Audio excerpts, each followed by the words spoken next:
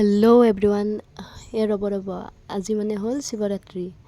চ' আমি ইয়াতে ফটো তুলি থকা বুলি ভাবিছে নেকি? নহয় দিয়ক, আমি মানে ইয়াতে দান বৰঙণিবোৰহে তুলি আছোঁ, মানে যিবিলাকে পূজা ৰভাতলিত দিব আহে।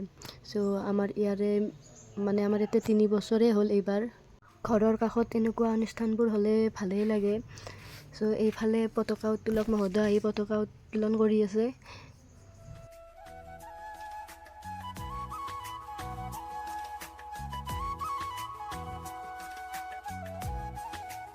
পতাকা উত্তোলন কাৰ্যসূচী শেষ হোৱাৰ পিছত এইফালে এনেকুৱা অনুষ্ঠানবিলাকত এনেকুৱা পৰিৱেশবোৰ এনেও ভাল লাগে। এইফালে আমাৰ গাঁৱৰে বৰদেউতা এজনে ভাষণ দি আছে।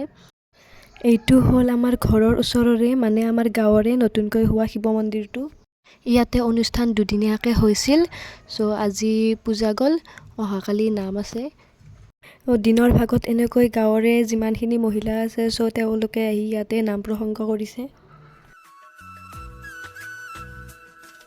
পূজাৰ দিনাই আছিল আমাৰ ঘৰৰ কাষৰে মইনা এজনীৰ বাৰ্থডে। চ' চবেই লগ লাগি আমি বাৰ্থডেটো চেলিব্ৰেশ্যন কৰিলোঁ। এইফালে ইহঁতক বোলে ভিডিঅ' আৰু ফটো উঠাই দিব লাগে। এনেকৈয়ে আমি ফটো ভিডিঅ' তুলি ঘৰত আহিলোঁ। ঘৰত আহি আমি পূজাৰ বাবে লাড়ু ভোগ এইখিনি বনাই আছিলোঁ। এই দুজনী হৈছে মোৰ সহকাৰী। আমি সকলোৱে মেখেলা চাদৰ পিন্ধা দেখি এইজনীও বোলে মেখেলা চাদৰহে পিন্ধে। এনেকৈয়ে আৰু বন্তি প্ৰজ্বলন কাৰ্যসূচী আৰম্ভ হ'ল।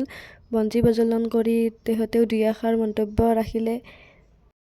এইফালে পুৰোহিতে পূজা আৰম্ভ কৰি পূজা সমাপন কৰিলে আৰু শেষত আমাক নিৰ্মালি প্ৰদান কৰিলে।